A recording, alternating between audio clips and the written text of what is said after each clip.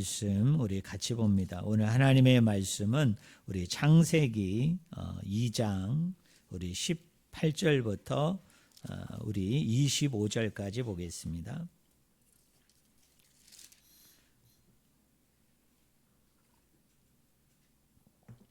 창세기 2장 우리 18절부터 우리 25절까지 봅니다.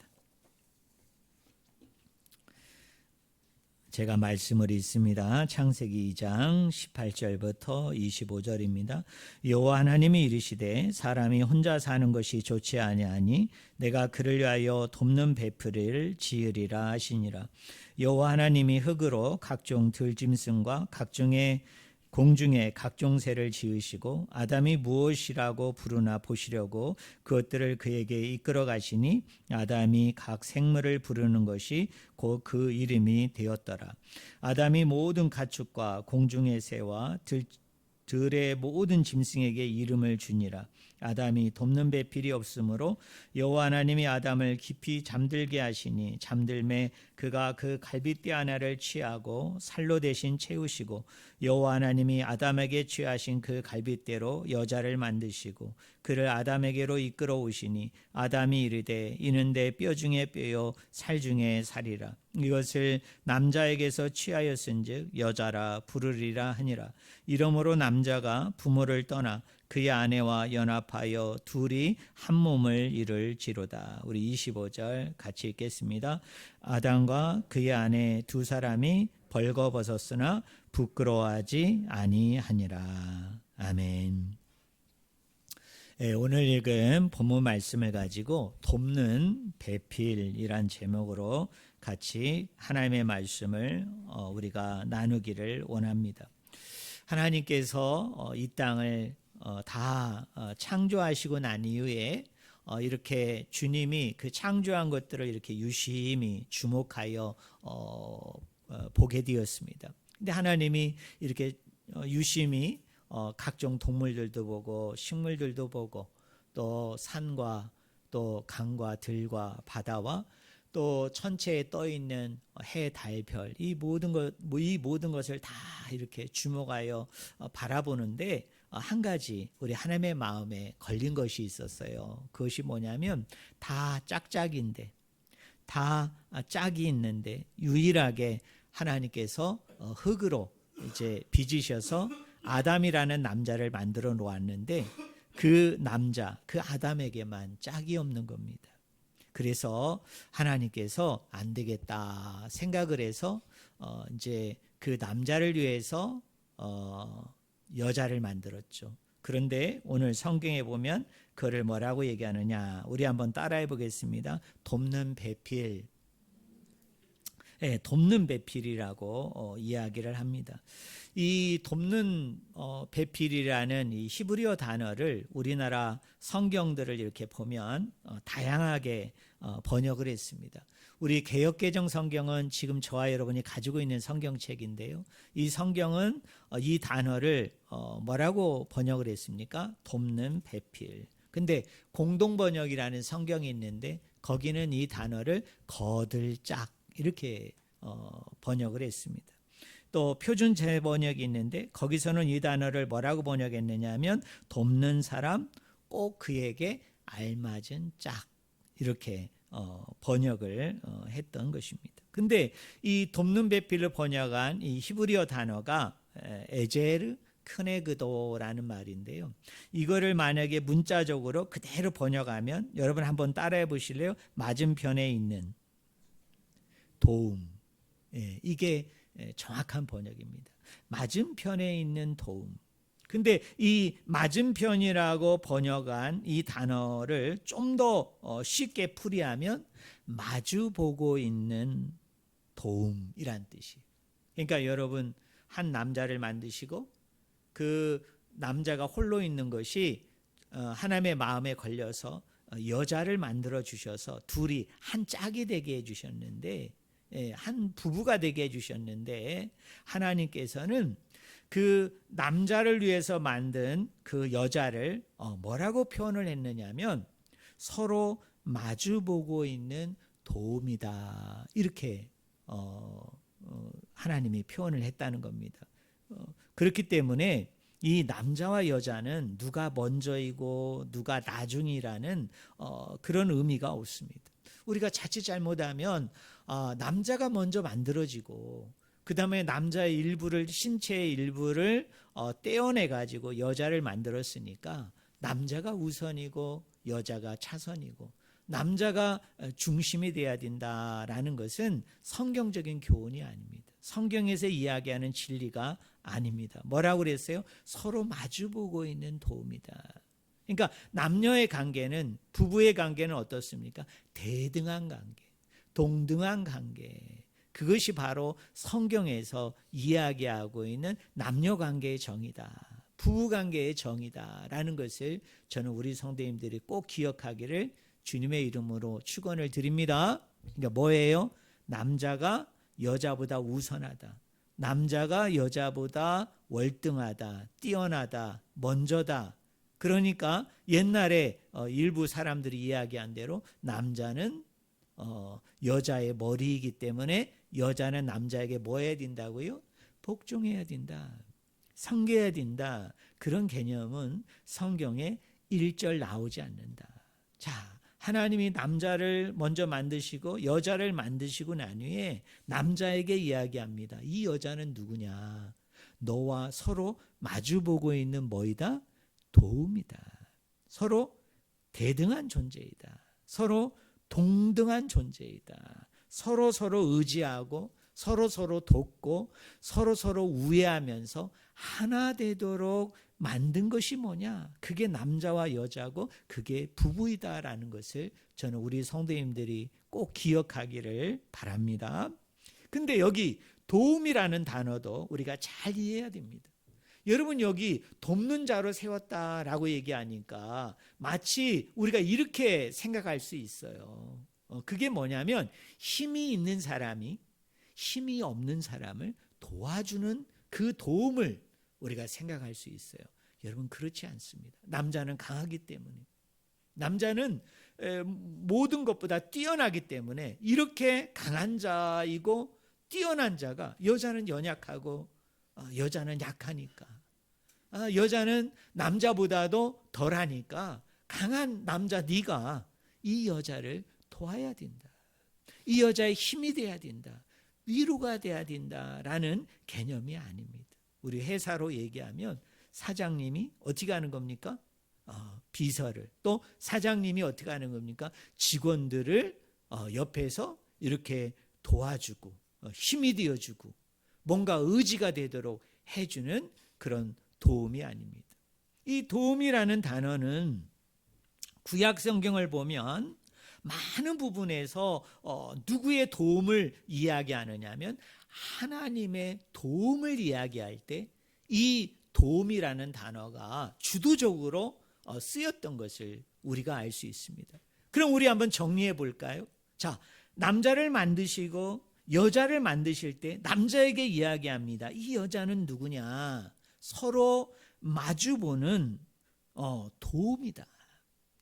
그러면 서로 마주본다는 얘기는 뭡니까? 서로 의지하고 서로 사랑하고 서로 우애하고 서로 하나 되는 것인데, 특별히 하나님께서 남자에게 여자를 허락해 준 이유는 뭐냐면 그 여자가 바로 하나님의 도움이라는 것입니다.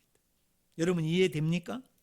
이 여자는 남편에게 있어서 어떤 존재이냐면 하나님의 도움을 매개하는 자예요. 하나님의 도움을 가져다 주는 자예요. 하나님의 도움을 그 남자가 힘입도록 돕는 사람. 그 사람이 누구입니까? 그 사람이 아내요. 그 사람이 여자예요. 남자도 마찬가지예요. 나에게 남편은 누구냐? 나에게 있어서 남자는 누구냐? 하나님의 도움을 매개하는 사람이에요. 그 남자로부터 하나님의 도움을 힘입도록, 하나님의 도움을 받도록 그렇게 만들어진 존재. 그래서 서로 하나님의 도움을 주고받는 존재. 그게 바로 성경에서 이야기하는 부부에 대한 정의예요. 여러분들이 꼭 이것을 기억하기를 주님의 이름으로 축원을 드립니다. 자, 19절에 보면 이렇게 얘기하죠. 우리 19절 말씀, 여호와 하나님이 흙으로 각종 들짐승과 공중의 각종 새를 지으시고 아담이 무엇이나 부르나 보시려고 그것들을 그에게로 이끌어 가시니 아담과 각 생물을 부르는 것이 곧 그 이름이 되었느니라. 이렇게 얘기합니다. 자, 우리나라 성경은 이렇게 번역을 했습니다. 아담이 그것들을 그에게로 이끌어 가니, 이렇게 얘기해요. 그러나 원어대로 제가 직역을 하면 아담으로 들어가게 하셨다, 이런 뜻입니다. 자, 여기에 보면 동물들을 크게 두 개로 나누죠. 땅에 있는 짐승과 어디에 있는 짐승? 하늘에 있는 짐승, 새로 구분합니다. 근데 아담이 이 짐승들을 이렇게 구분하고 나니 아직 가축은 없어요. 이 들에 있는 짐승, 땅에 있는 짐승, 하늘에 있는 짐승을 구분하고 난 후에 아담이 어떻게 하느냐 하면 이것을 들어가게 했다는 거예요. 이 동물들을, 이 새들을 들어가게 했다. 여기 들어간다라는 표현은 성적인 표현이에요. 서로 성관계를 하도록. 여러분, 성관계를 하도록 만드는 이유가 뭘까요? 그 동물들로 하여금 뭐하게 만드는 거예요? 많은 새끼들을, 그 종류들을 번식하도록 아담이 그렇게 만들었다는 것입니다. 그리고 이렇게 얘기하죠. 아담이 각 생물을 부르는 것이 곧 그 이름이 되었다라고 얘기해요. 여기 이름이라는 단어에 많은 분들은 여기에다가 아주 특별한 의미들을 막 붙여요. 그래서 자, 이름은 이런 뜻이다, 이런 의미다라고 해석을 하는데, 여러분, 여기에 나오는 이름이라는 단어가 히브리어로 쉔이라는 단어인데 이거는 그렇게 유명한 단어가 아니에요. 그렇게 특별하고 대단한 단어가 아닙니다. 자, 이 이름은 누구를 지배한다, 또는 누구를 다스린다, 누구를 소유한다, 그런 개념이 아니고, 이 이름이 가지고 있는 핵심적인 의미는 뭐냐면, 따라하겠습니다. 자손을 번식시킨다. 한번 따라해 보실래요? 자손을 번식시킨다.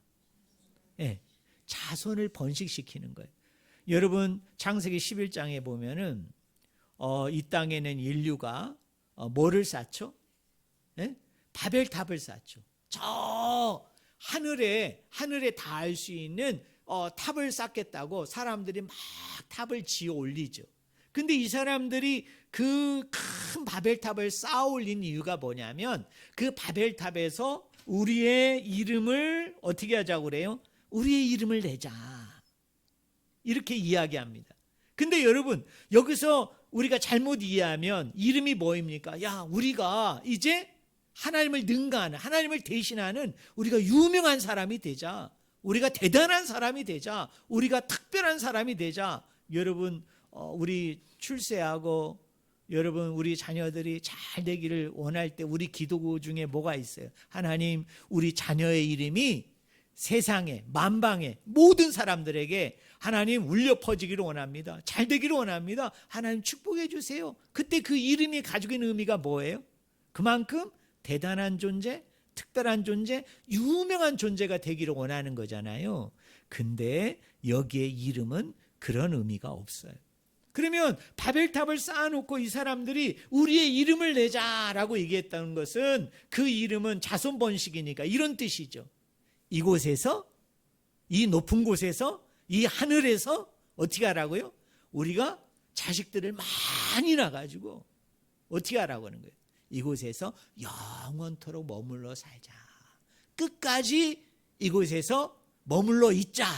그랬더니 하나님이 어떻게 하셨어요?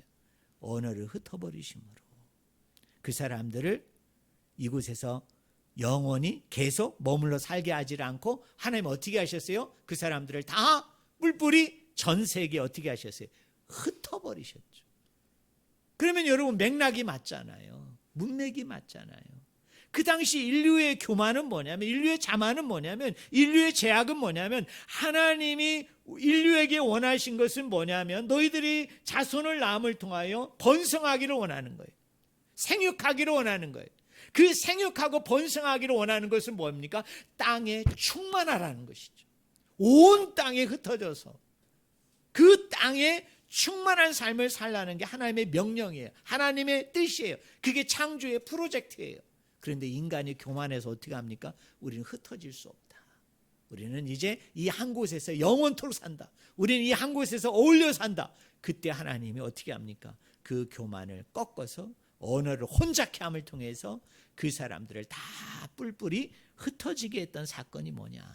그게 바로 바벨탑 사건이에요. 그러니까 이름은 뭐 유명이고 뭐 특별한 거고 대단한 게 아니라 자손 번식이라는 것을 저는 우리 성도님들이 알기를 바랍니다. 자, 20절을 보겠습니다. 아담이 모든 각축과 공중의 새와 들의 모든 짐승에게 이름을 주니라. 아담이 뭐가 없으므로?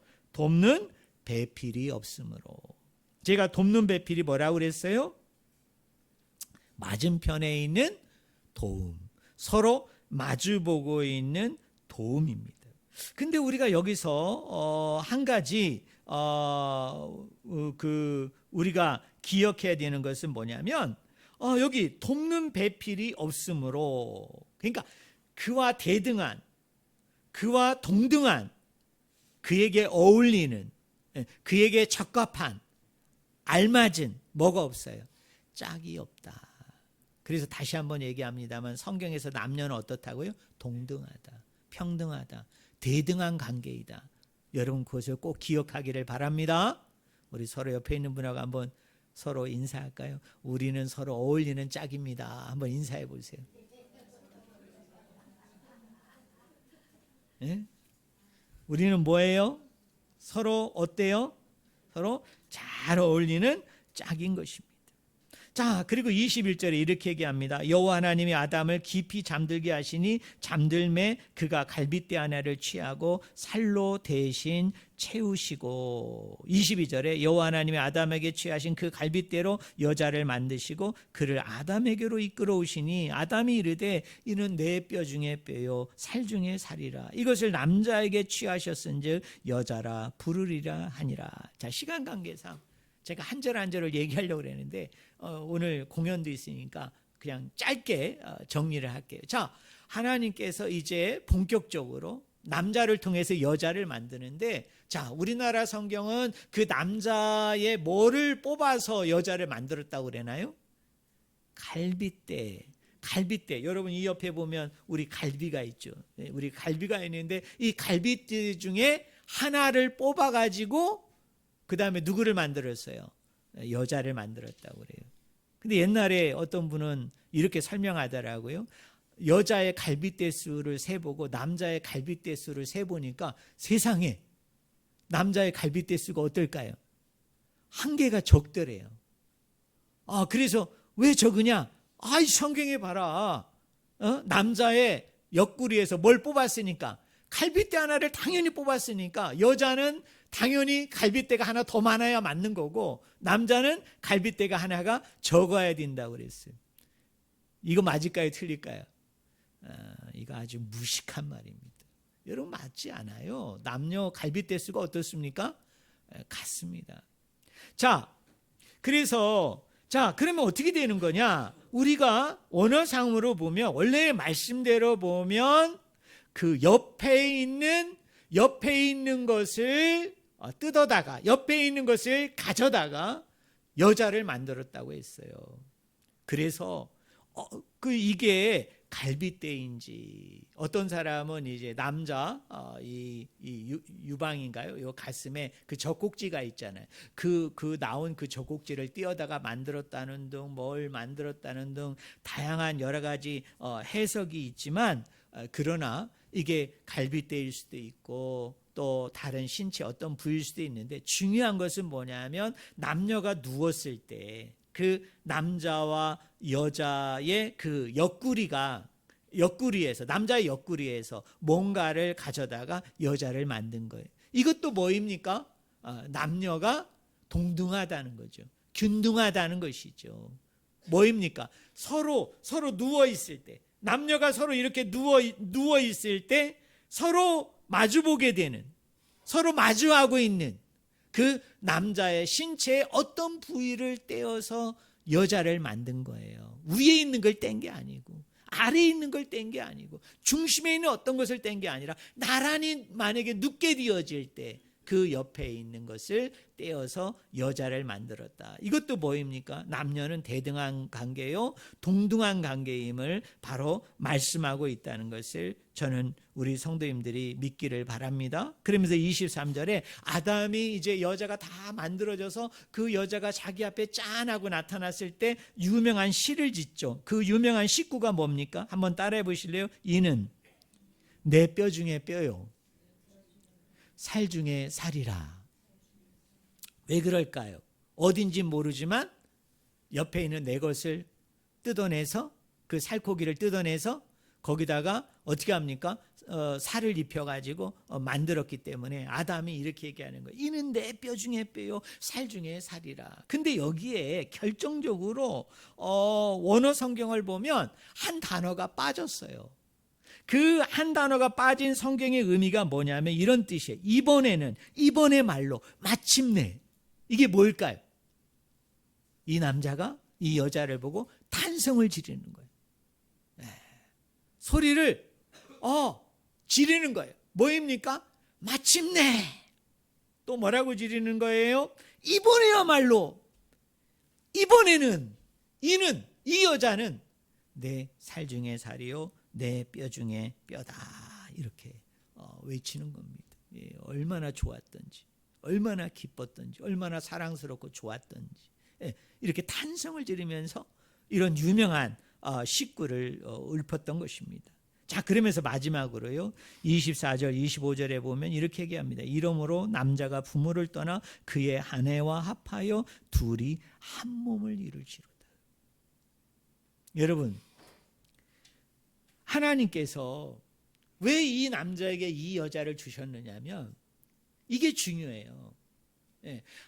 앞에 것을 쭉 이야기하고 난 후에 하나님께서는 24절에 뭐를 시작합니까? 이러므로라는 말이 뭐예요? 앞에 있는 내용을 쭉 따라오다 보면 그런 내용들에 따라서 이런 결론에 이를 수 있다는 거예요. 이런 결과를 얻을 수 있다는 거예요. 이런 열매를 얻을 수 있다는 거예요. 자, 보세요. 사람이 혼자 있는 게 좋지 않게 보여서 혼자 있는 것이 좀 그래서 하나님이 여인을 만들었는데 그 여인이 누구냐면 서로 마주보는 도움이에요. 그리고 서로 어울리는 짝입니다. 그래서 이런 사람들을 쭉 이렇게 만들고 난 후에 하나님께서 뭐라고 얘기하느냐 하면 이러므로 이렇게 만들어졌기 때문에 그 결과물이 뭐냐면 그 열매가 뭐냐면 그러니까 하나님께서 남자와 여자를 이렇게 만드시고 빚으시고 난 후에 궁극적으로 하나님이 이 남자와 여자를 통해서 맺고자 하는 열매가 뭐냐면 함께 하고자 그 결실이 뭐냐면 그런 뜻이에요. 이해되십니까? 자, 남자와 여자를 만드셨어요? 자, 남자와 여자를 왜 만든 거예요? 서로 도움이 되라고. 서로 어울리는 짝이 되라고. 서로 대등하고 동등한. 그래서 남자도 여자의 하나님의 도움이 되고 여자도 남자의 하나님의 도움이 되도록 그런 사람을 하나님이 만드셨다는 거예요. 빚으셨다는 거예요. 그리고 난 후에 이렇게 빚으시고 만드셔서 서로 어울리게 함을 통해서 서로 돕고 서로 우애하고 서로 사랑하게 하는 그런 일들을 통해서 하나님이 궁극적으로 이 부부를 통해서 이 남녀를 통해서 맺고자 하는 열매가 뭐냐? 결실이 뭐냐? 그게 24절이에요. 뭐입니까? 남자가 부모를 떠나 그의 아내와 합하여 둘이 뭐를 이룰지로다? 한 몸을 이룰지로다. 이 한 몸이 중요해요. 하나의 몸이 되게 하기 위한 게 바로 그 열매예요. 그 결실이에요. 한번 따라하겠습니다. 하나의 몸. 하나의 몸을 이루기 위한 거예요, 하나님이. 너희들이 왜 서로 우애하고 서로 존중하고 서로 동등하고 대등한 가운데 속에서 서로 어울리는 짝, 서로의 도움이 돼야 되느냐? 근데 우리는요, 여기에서 머물러요. 여기에서 머물러. 그래, 부부가 뭐야? 대등하고 동등하니까 서로 잘 어울리고 서로 조화를 이루고 서로 사랑하고 우애하고 서로 도움이 되고 그러는 거지. 근데 하나님은 거기서 한 발짝 더 나가요. 그렇게 하는 그 결과가 뭐냐? 결실이 뭐냐? 열매가 뭐냐? 그것은 하나의 몸을 이루기 위함인 것이다. 하나의 몸이다. 그러면 여기서 한 개의 몸, 하나의 몸이라고 얘기할 때 이게 무슨 의미냐는 거예요. 무슨 의미냐는 거예요. 예?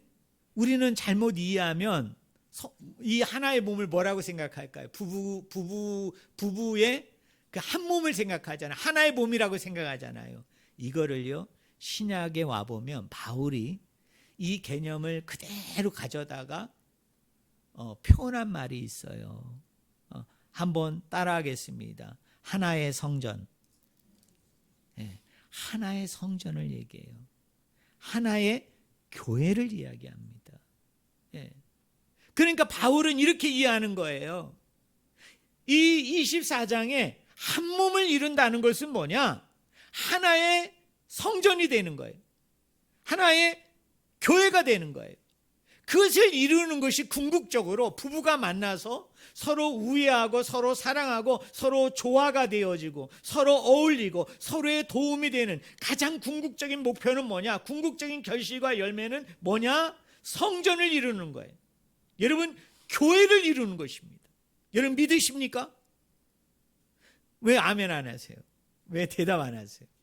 하나의 몸을 이루라는 게 그거예요. 하나의 성전이 되라. 하나의 교회가 되라는 것입니다.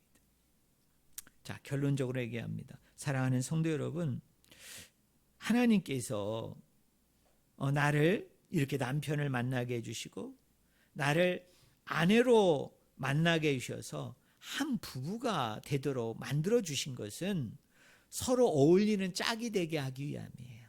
서로 동등하고 대등한 가운데 속에서 서로 마주보는 도움이 되라고. 남자는 여자에게 하나님의 도움이 되고 여자도 남자에게 하나님의 도움이 되는 그런 어울리는 짝으로 서로 도움이 되는 사람으로 만들게 하기 위함입니다. 그것이 하게 하기 위함입니다. 근데 우리가 이런 것을 하는 이유는 뭐냐면, 목적은 뭐냐면, 결실은 뭐냐면 교회 되게 하기 위함이에요. 여러분, 성전이 되게 하기 위함인 것입니다. 그래서 이 가정이 중요한 거예요. 이 부부가 중요한 거예요. 여러분, 그냥 우리가 사랑하니까, 그냥 우리가 서로 좋아하니까 그냥 우리 같이 살자. 그래서 서로 어울리는 짝이 되고 서로 도움이 되고 서로 도와주고 협력하고 함께하는 그런 관계가 되자. 여기서 머무르면 안 돼요. 하나님, 우리 부부가 하나님의 성전이 되기를 원합니다. 하나님의 교회가 되기를 원합니다. 여러분, 성전을 성전되게 하고 교회를 교회되게 하는 데 있어서 가장 핵심이 뭐예요? 하나님의 임재입니다. 하나님의 임재예요. 하나님이 함께하는 것이에요. 이스라엘 성전을 성전되게 하는 이유는 뭐예요? 그 성전 안에 하나님이 함께할 때, 임재할 때 그게 성전이 성전되는 거예요. 여러분, 오늘 신약으로 얘기하면 교회를 교회되게 하는 핵심은 뭐냐? 그것은 하나님이 그 가운데 함께하는 거예요. 하나님이 그 가운데 임재하는 거예요. 자, 오늘 우리도 마찬가지죠. 하나님이 왜 부부로 만나게 해주셨느냐? 왜 부부의 인연을 맺어주셨느냐? 왜 부부로 한 짝을 이루게 해주셨느냐? 다른 게 아니에요. 우리를 성전되게 하기 위함이에요. 우리를 교회되게 하기 위함이에요. 남편과 아내가 한 몸이 되어줌으로, 하나의 몸이 되어줌으로 하나의 전이 되는 거예요. 하나님의 교회가 되는 거예요. 근데 부부에게 있어서 가장 중요한 건 뭐냐면 그 안에 하나님이 임재하는 거예요. 그것에 하나님이 함께하는 거예요. 여러분, 그것을 절대 놓치면 안 돼요. 우리 부부 안에, 우리 부부 관계 안에, 우리가 부부가 행하는 모든 일들 가운데 하나님이 그곳에 임재하는, 하나님이 그곳에 함께하는, 그래서 우리가 성전되는, 우리가 교회되는 하나님 부부로서 하나님 앞에 올려지게 하소서, 드려지게 하소서.